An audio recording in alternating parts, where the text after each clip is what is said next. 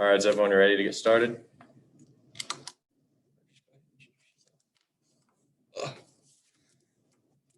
right, my name is Dylan Newell. I'm a member of Newman Nation. And I'm Drew Yarbrough, and I'm also a member of Newman Nation. So today we're going to interview a few of the coaches. We're going to ask a few questions, run through a few things, get to know about the team, about you, etc. So we're going to start today with volleyball, which I think is Felipe. He's here representing them today. So Felipe, what's up, man? How you doing? Good. How are you guys? Glad to be here. We're doing great, man. Thanks for joining us today. So question one, and it's kind of like a basic thing, but, volleyball has had their whole season shifted to this spring semester, which is unlike any other year in the past. And it's also had games postponed and moved due to both COVID and the weather that's recently come through. So how's the team handling that? Yeah, this year has been crazy, not only for volleyball, but in athletics, but for everybody really. So what we try to tell the girls is to take a day at a time and kind of focus on the things that we can control. And we were fortunate enough just to be there and be able to practice and get better. So again, take a day at a time and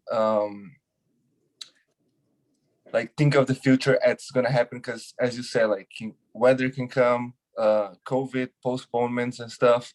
So just being ready and focus on ourselves. So that's pretty much our motto for this weird, crazy season. Yeah, totally. So last year you all had a fantastic year. What do you hope to continue on and continue doing to have record-breaking years every year? Yeah, that's kind of a weird question for me. Myself being in my first year as an assistant coach with the volleyball team. So it's hard for me to talk about last year, but I feel like our volleyball program has always been successful in the past. So everybody that comes in and it's kind of want to follow that same path, that winning program path, and find ways to win. And we always bring such talent. I think last year we had 2 transfers. I think was LJ that's still with us, and the setter Amanda, and they're both on top of our conference in stats and awards. So bring those 2 in, plus the honor that we had last year. It kind of built up on that winning mentality that Coach Sargent brings to the team every year, So, and again, this year we have such a young team, and we want to teach them that. And it's, as I said, it's hard to teach how to win without playing any games. So we're fortunate enough to, even though we're in the spring right now and only play a couple teams, we are fortunate to being playing and trying to learn not only in practice but on games as well. So so because this is your first year, you can't really reflect a lot on last year, but last year the team joined a brand new conference for the first time and went 27-7. And there's a lot of people on the team this year who are just, new to the team in general. So how is it being in this conference for the first time for both yourself and pretty much a lot of the team? Again,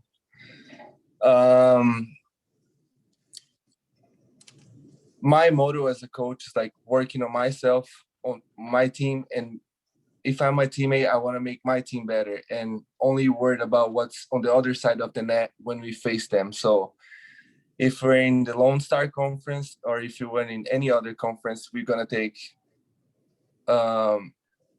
approach the game the same way, focus on ourselves, focus on our abilities, our strengths, our weaknesses, and try to work through that. And then when it's game time and the ball is up, it's just another day, So no matter what conference we are in, what opponent we are facing, we are going to come out and play our best. And not really focusing on the opponent or the result itself, but focusing on the process and what are the things that we can do that can make myself better, that can make my teammate better. So I feel like that way we feel good about ourselves no matter what conference or what opponent we play against. Awesome. We've mentioned how young the team is a couple of times already. So we were just going to ask who stepped up as leaders and like off your bench or starters, who stepped up and kind of shown that they're ready to take control of the team and be ready to be, that leader on the court. Yeah, I feel like this past 2 days, because we went to play Cameron Tuesday and Wednesday, and we had 2 big wins in 3. And I feel like I heard coaches saying at least 6 or 7 times that those 2 wins was a win by committee. So everybody helped a little bit. There was not one player that took the game and put the team on her back, but everybody just kind of chip in a little bit, So with that said, Courtney has played a huge role in our team because she never really played as a setter in high school or club, and we recruit her as a right side, and she has a heavy arm. She can score the ball very effectively, but because we're a young team, because we're still learning a little bit, it's been a weird season, we shift her to be a setter, and she's been doing an awesome job. We start playing a 6-2, which is 6 attackers and 2 setters. We end up now our lineup is playing a 5-1, and Courtney being the only setter. So she's take pride on that, even though it's a new position for her. She's never really done it before, but she's kind of trusting the process. And yeah, and also our upperclassmen, Hannah, Faith, Jess is such a vocal leader, and we need those people that can be vocal and lead by example as well. So there's a lot of people stepping up, and that's what we need to be a good team. All right, so it sounds like the game versus Cameron went well this past week, and now up next, looking at the schedule, it's Oklahoma Christian, correct? Yes, Oklahoma Christian, we have them there Tuesday and Wednesday. So you've played and won against them earlier this year. So what's kind of the game plan going into this game? Is it going to be different from previous games, or is it going to be about the same? Like, what can we expect to see? So this season, we're going to play Oklahoma. We already played them. We're going to play them again twice. So we kind of know what they're going to do. They kind of know what we're going to do. They run a really fast offense. So our goal to stop that is to serve tough and get them out of system, which is make our life easier on defense and blocking. But again, we're still trying to figure out what's our best lineup. And we're going to come out strong, serving tough, and hoping our offense can put the game away. But they're a young team, they're a first-year program as well. And they have mostly freshmen and sophomores, so they're very athletic. They can come one day and be very exciting and very athletic and take the game, but they can be very inconsistent too. So with that said, we're trying to come out strong and focus on our side of the net. Awesome. We look forward to seeing the results from that game here in the coming week. But that's really all we had for volleyball. So we appreciate your time, Felipe. All right. Thank you very much, you guys. Good job. Thank you. Thank you. From Thank that, you. we want to Coach Cummings with women's basketball.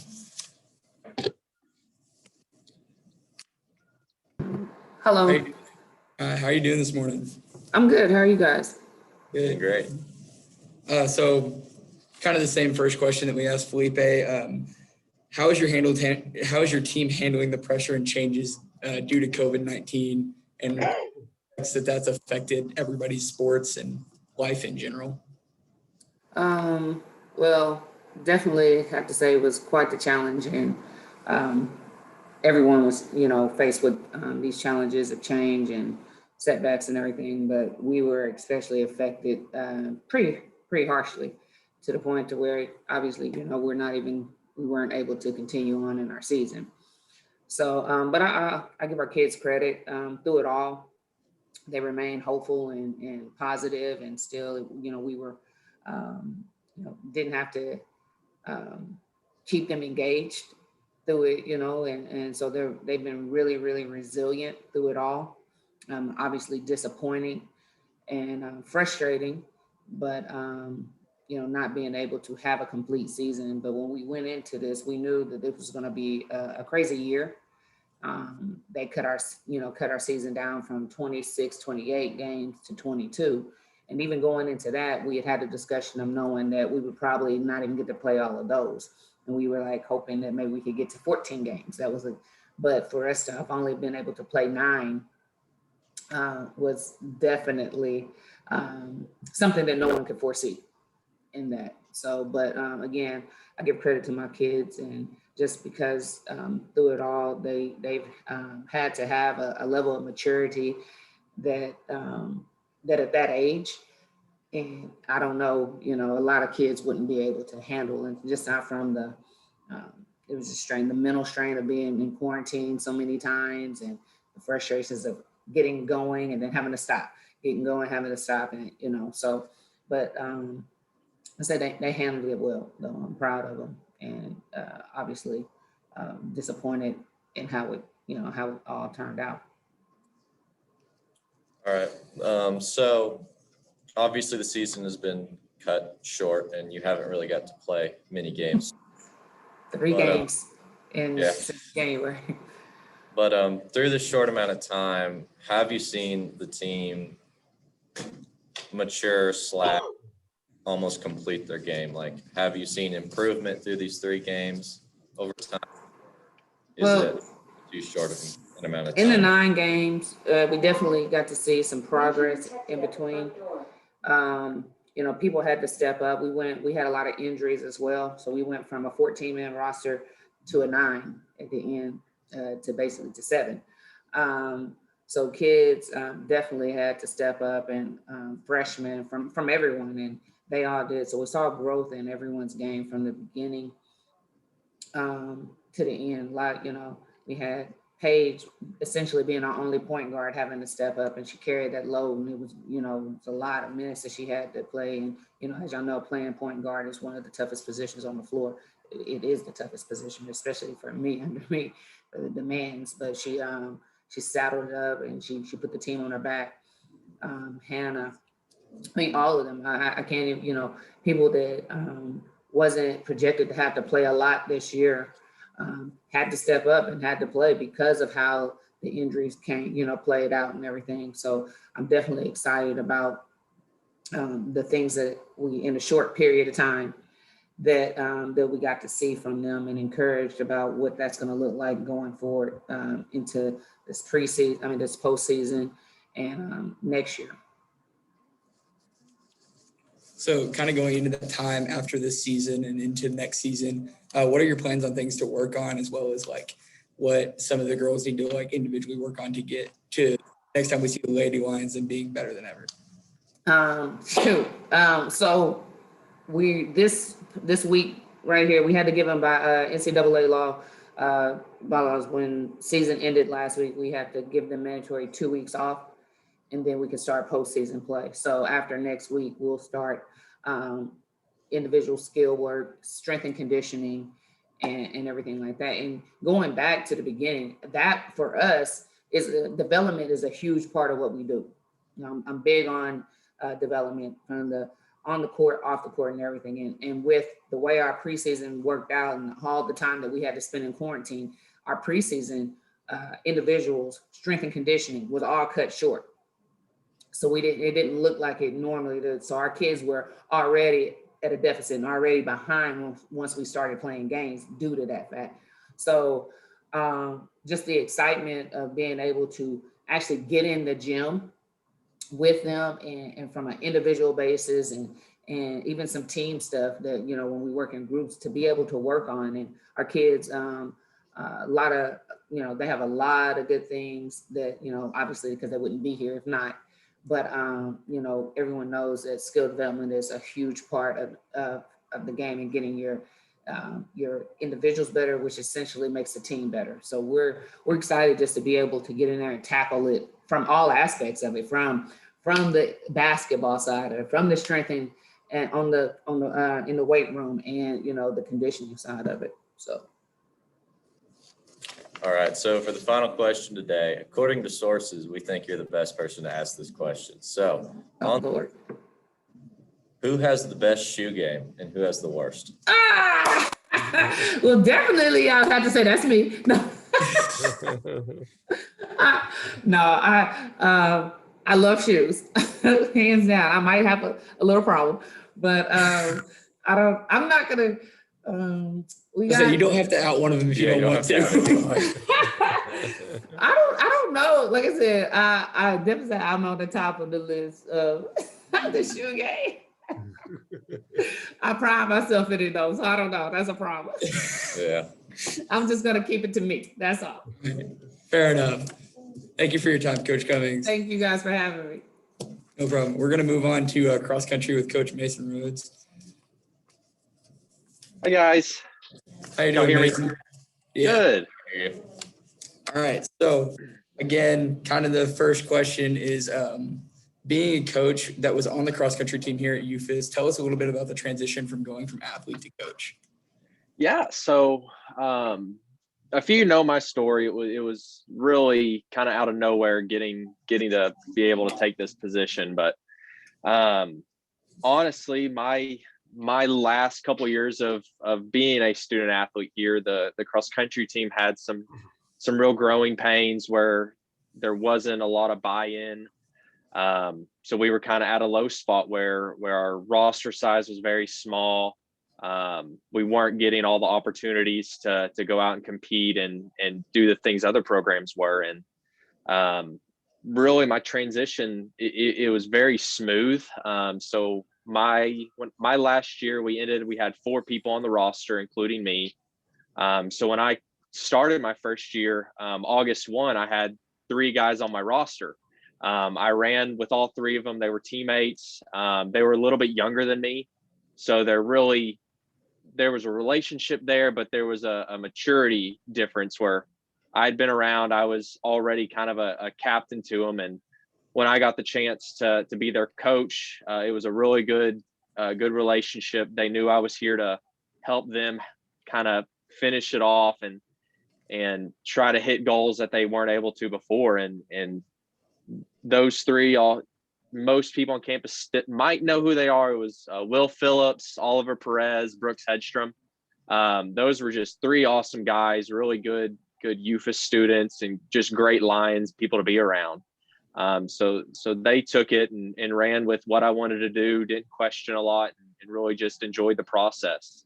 On the women's side, it was completely different. So I didn't know many of our women. We were 2 separate teams. We didn't do a lot of stuff together.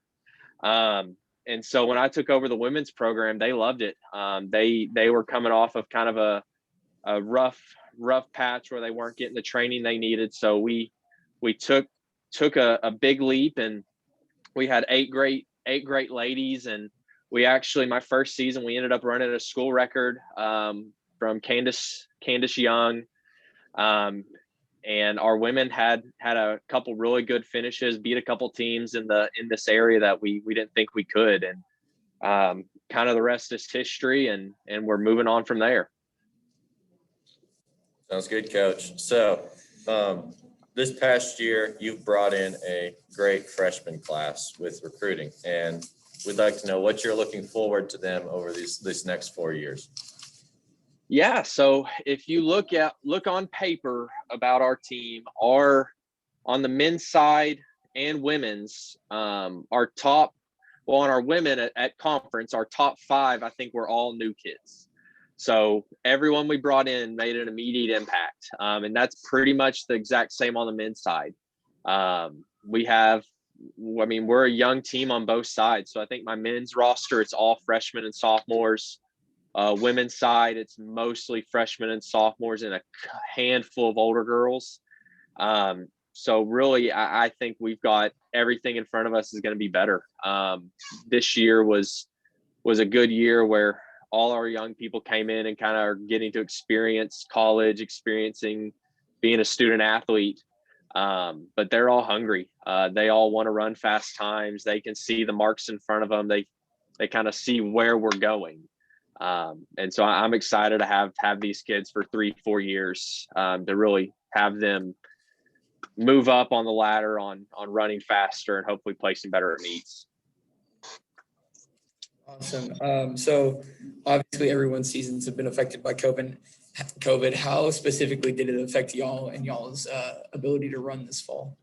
Yeah, so we were one of the rare sports. We were the only fall sport that competed this fall. When it comes to racing, we were very limited because there just weren't a lot of meets being hosted. So we ended up running 3 races. A lot of the larger meets we get to go to, like Chili Pepper, the Joplin Stampede, those are races that have 500-600 people each race. And the benefit with running those is you usually get dragged to a fast time by some of these. We race against a lot of D1 and really good D2 schools. So we kind of missed out on that this year and had a couple small races with 3 or 4 different teams. And really what that did, it just gave our end result times were a little slower than what I think we were capable of. But on the training sphere, we knew this year wasn't going to count towards eligibility. So what we did is our kind of main focuses were injury prevention. We wanted to finish the year with very few injuries, building strength and getting faster. And that really happened as a whole. So our weekly mileage we were running was a little lower than what it probably would be if this was a normal year. But like our women's team, we didn't have a single injury on the women's side this year, which I don't think that's ever happened. The men's side, we had a couple kind of pre-existing things pop up, but really it was a good year when it comes to injuries. And we really have been able to lay a foundation for moving forward once all these restrictions are lifted from COVID. So obviously cross country from track, especially at the running portion, because you're not just running the solid track the whole time. So you have to accommodate for like different terrains and elevations and things like that. So when it comes to training for that type of stuff, what trails or areas in town do you typically target? Yeah, so kind of it really depends on what the workout is. So every single day it's a different goal. But some of the places we hit a lot, so we go to Trinity Junior High School, which is about a mile south of campus. So we'll run to Trinity. They've got a beautiful campus, lots of grass and open fields where we've got a 2-mile loop that we'll run, lots of hills. Some other places, we use Southside High School's track and field facility a lot. They've got a really nice facility that they let us use. We go out to Ben Guerin. Obviously, if you've ever been out there, there's lots of options for running. So there's a cinder track out there that's about 1.5 miles long. That's nice and flat that we can really control pacing out there. And then obviously Fort Smith has built a lot of greenway in the past 5 to 6 years. So that's the paved bike trail. So downtown on the riverfront, out at Ben Guerin, we use a lot of those trails just to get some of our general mileage in. Few other places, we go out to the Fort Smith Gun Club, which is over in the bottoms of Van Buren, just about a 12.5, 13-mile dirt road loop that we'll use. And then kind of one of the other big spots over in the bottoms in Roland. So just south of town, there's a bunch of farm field and dirt roads that we can just go and run forever. All right, and then the last question is kind of going into that training. What would a typical training day look like?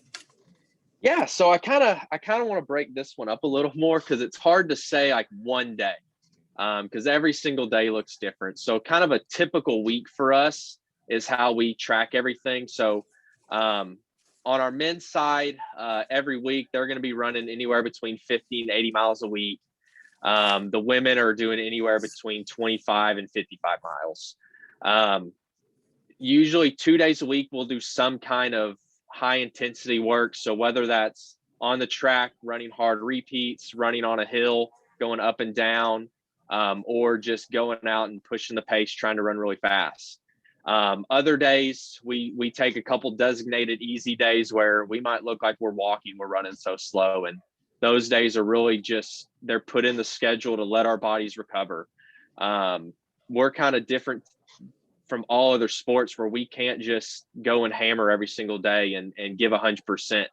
If we're doing that at the mileage we're running, we're going to get injured and have our bodies break down. So we it's called polarization, what we do. So some days we're running as fast as we can.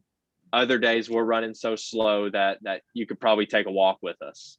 And the end goal with that is hopefully by the end of our season, we are 100% fitness, ready to run our best race of our life. Sounds good. We appreciate your time, and thanks for coming. Awesome. I appreciate what y'all are doing. Thank y'all. All right, now we're going to move on to tennis. So, how you doing, man? I'm doing good. Nice to see you guys. Thank you. Thanks for being here. So, your men's and women's teams swept Hendricks in their 2021 season opener. How do you Right. think that gave them momentum to move forward in this season? Well, we just wanted to play somebody that was just different from ourselves. You know, you kind of get tired of playing sets against each other. So having a team fairly close by that we could play was good. Hendricks is not, it's a great school, but their tennis program is not as strong as some of the others. So it was nice just getting out there and getting a win, you know, just playing against some other people. Now, our next match, we played Ouachita Baptist. The guys did, the girls did not.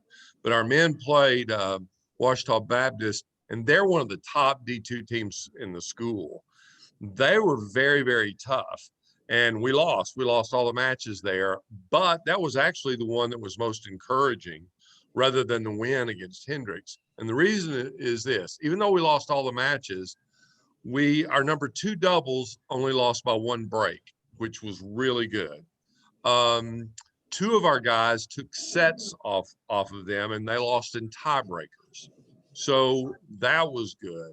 A couple of our other guys, you know, lost 7-5, 6-4.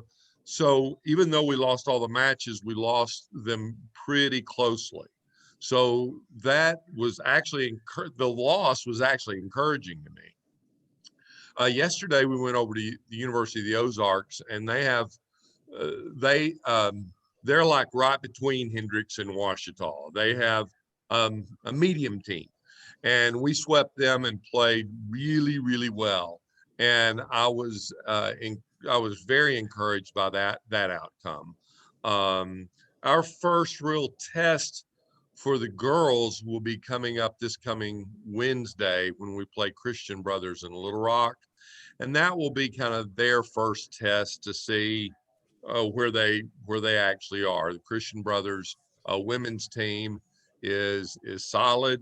And so I'm anxious to see where our women stand there. They've done a great job so far, but that'll be a real test for us. Awesome to hear. So with all of the winter weather that came and went so fast, and I realized that we believe that ended up postponing one of your games last week. How are you all in the schedule changes? Yeah, we've had a couple of schedule changes because of weather. And so that's kind of put us behind a little bit. But all of this stuff has actually affected tennis less than all the other sports. We had some kids go through COVID, but they actually recovered. And so our season really hasn't been affected that much by it. The weather hurt us because where we practice, we do have some indoor courts available, but they were closed down. So we did not practice for a week. And that affected us. That affected our play. But we're back at it now, and I think things are going to be good. And the matches that we had to postpone, we are going to be able to play them, and that's going to be good. One of them is postponed. Was going to be this week. We've postponed it till Wednesday, and so I'm glad to be able to play that one because that match, more than the others we've played, is going to be a real kind of benchmark match for us to kind of let us really know where we are this year. Sounds good. So you've alluded to the fact that you're going to have some games that come up that kind of like solidify like what position the team is in right now. And so that said, conference play begins in March. So what are some things that we can look forward to when we watch this team play this year? Well, first of all, the tennis, the level of tennis is extraordinary in the Lone Star Conference. We have some of the top teams in the country are in the Lone Star, and so the competition is really, really good. So you can see some excellent tennis. So I think that you'll see when we play St. Mary's, which will be here, they always have one of the top teams in the country. We actually match up pretty well with them. For some reason, we've got some guys on the team that when we play them, we actually have some good matches with them. So that will be an interesting one to watch. They're probably the top tennis team in our conference, and I think we'll be able to do pretty well against them. So we'll see. I am excited to see what the conference competition brings, and we'll just have to play it and see. That's awesome. So this is kind of a question I came up with. Myself, my roommate, and some of our friends love the game on the Nintendo Wii Tennis. Yeah. And we were curious if y'all have ever used that for some of your training, or if You know, I've played Wii tennis. And it's a lot of fun. And but I don't know if any of the guys have actually played Wii tennis. I don't know if they have or not. They may have, but it is a fun sport. It's fun to do on the Wii, and you can kind of get into it when you're out there. But no, we haven't gone to that training method yet. But the guys sure have a good time, the men and the women, and they're competitive at everything.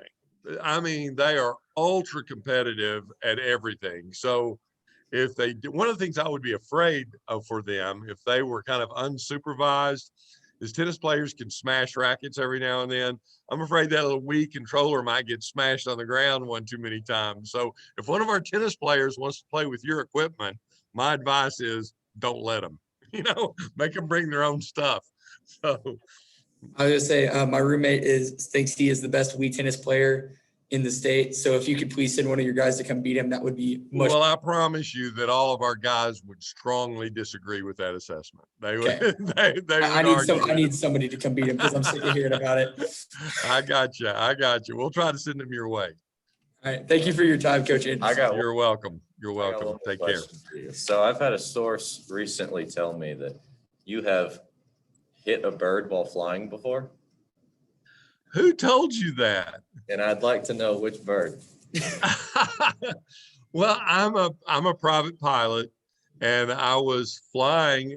I had landed in Waldron and was doing some touch and goes in Waldron. I have a little Cessna 152, and I just did a touch and then took off, and there were two buzzards. And I saw one of them and I went, surely it's going to get out of the way. And it did. And the other one was just right there. And I was low to the ground, so I didn't want to do a lot of maneuvers.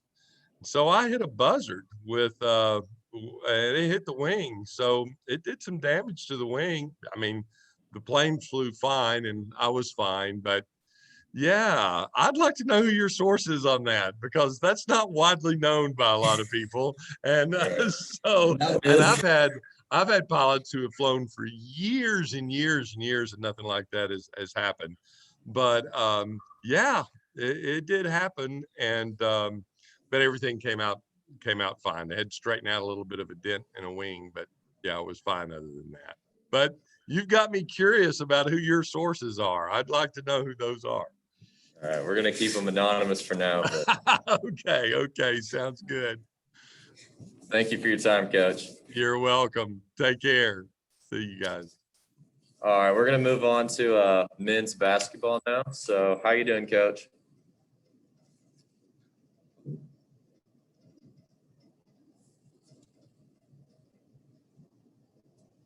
Coach Boone, can you hear us?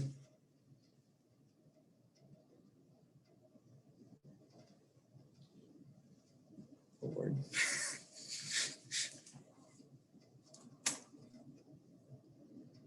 he's unmuted.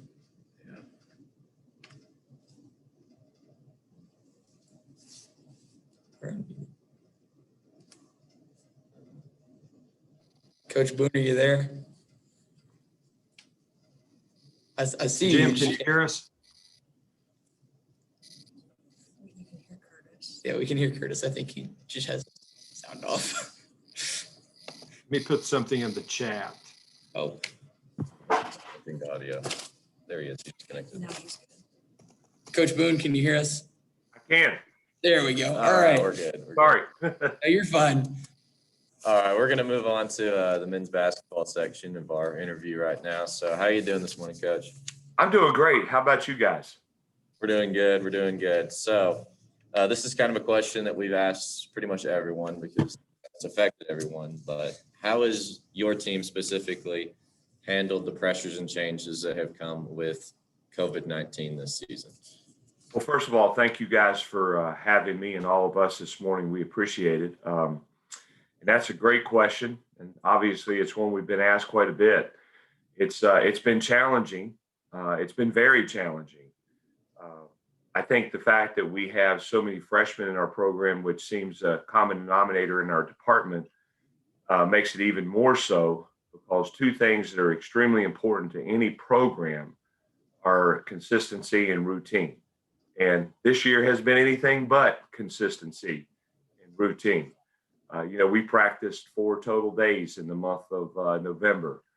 My one assistant coach has been in quarantine 9 weeks at different times during the course of the semester or 2 semesters. I had COVID myself. I've been in quarantine several times. So it's been challenging, but what we've tried to do, and I think our guys have done a remarkable job, they're so resilient, was just control the things we can control. Days we can't practice, what can we do that day to make ourselves better? Days we can practice, opportunities to play, we've looked at that as an opportunity, a blessing, a chance for our team to get better, a chance for our young guys to get experience that otherwise they may not get. So we've just tried to be as positive and focus on the positive parts of what we have and the opportunities that we have that others aren't having those same things. They're not getting those chances. So we feel blessed to have what we've had. It's been challenging, but it's been a great experience for us. And I think it's going to make us better in the future as we move forward. So y'all had a great win over Dallas Baptist here a week or 2 ago. Say that again. I like that. I like how that sounds. A great win over Dallas Baptist. There you go. So I was going to ask, that game may be the answer to this question, but it may be another game. What is the most complete game that your team has played this year of offense, defense, or just in general, most complete game that y'all played this year? And that is probably the obvious answer to the question. When you beat the 13th ranked team in the country, which I think our sports information people told us that's the greatest upset in our school's Division II history. So the opportunity to do that in a year like this, that we've had so many challenges and we're playing a veteran team in Dallas Baptist, obviously we had to do a lot of things really right.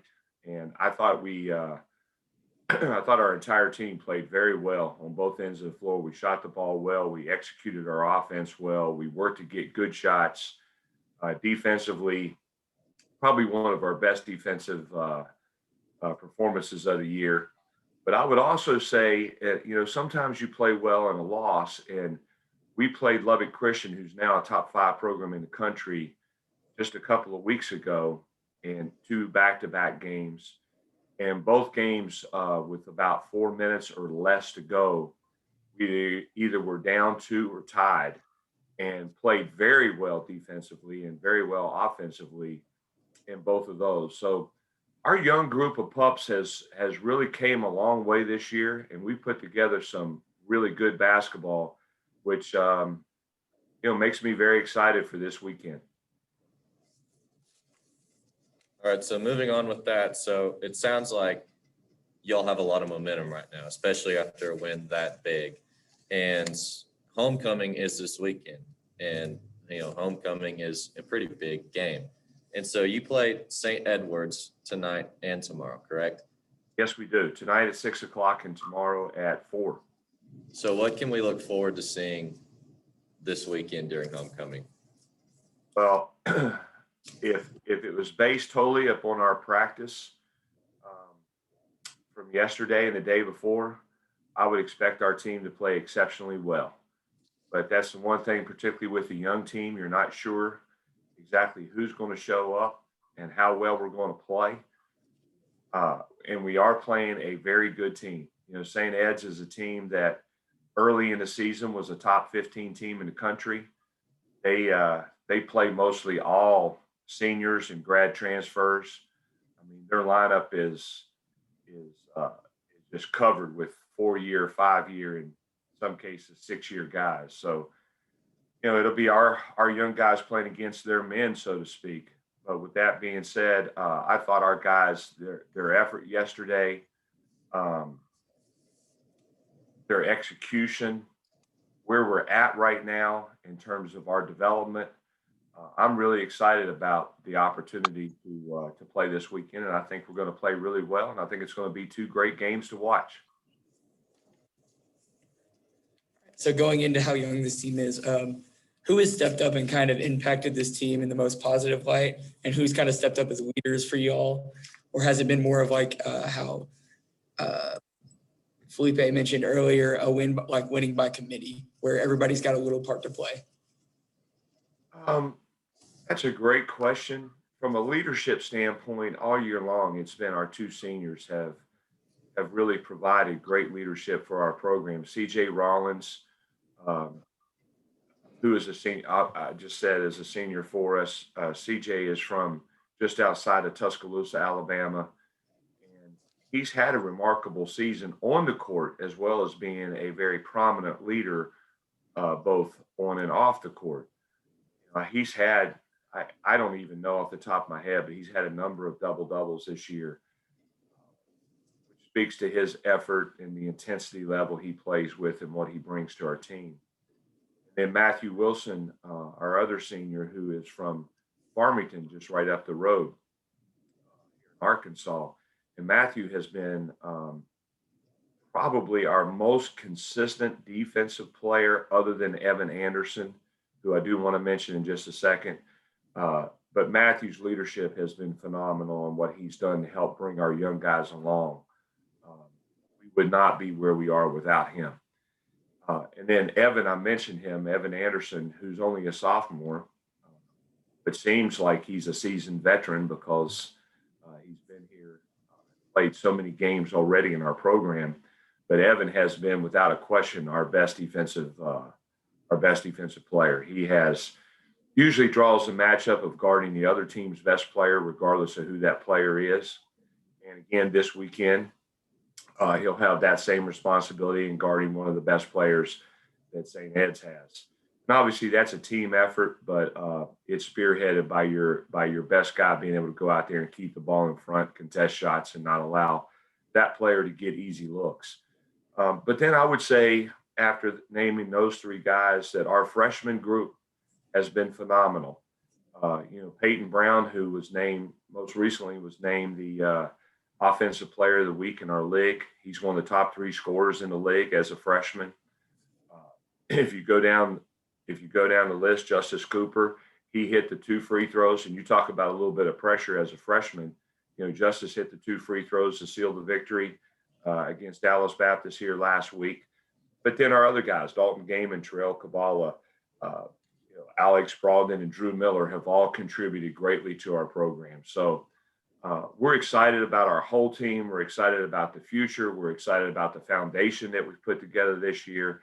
And I think there's nothing but great things ahead for this group. I just have one last question. I know personally I have not been able to come to a men's basketball game yet. I'm hoping. Come on, man. You got to get out here. I know. We only got 2 left, right? What was that? We only got 2 left. You got a chance this weekend. Let's go. I'm gonna try to be there tonight. But it's Awesome. probably the relief of Curtis and Katie that I'm not there, as I have a tendency to heckle the other team a lot.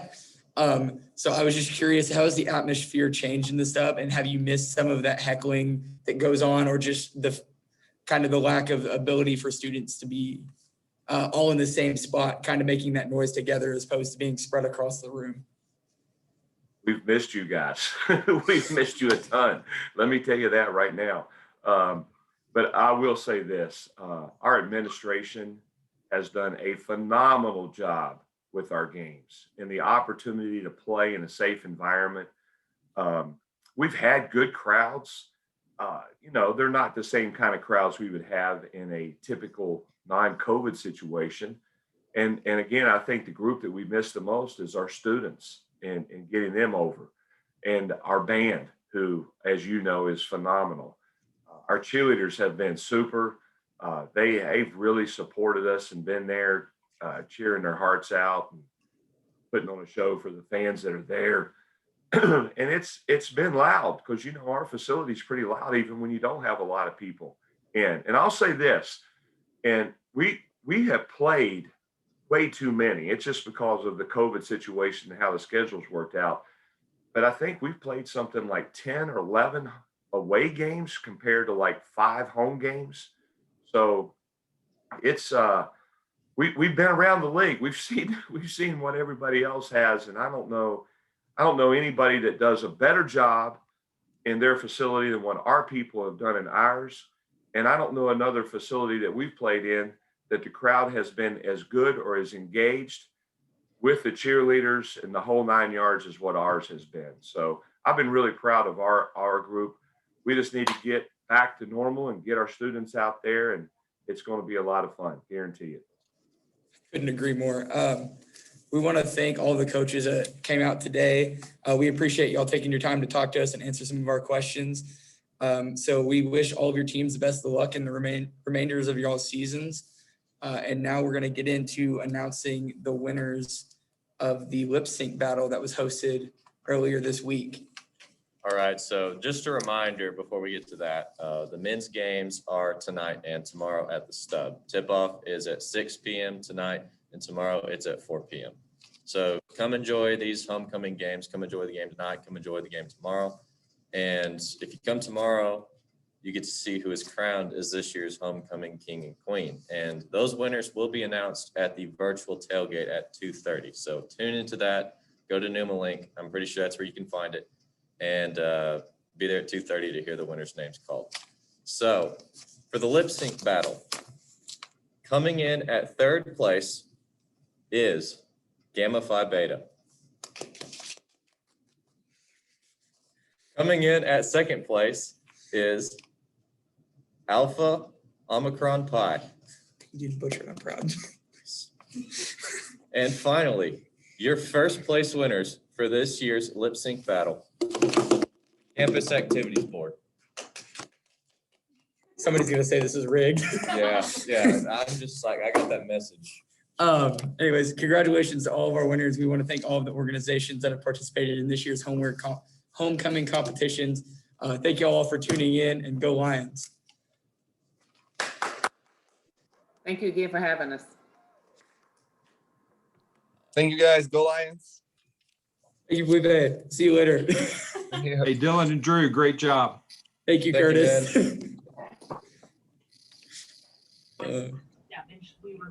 Thank you all for being here. Have a great day. Thanks, Stephanie.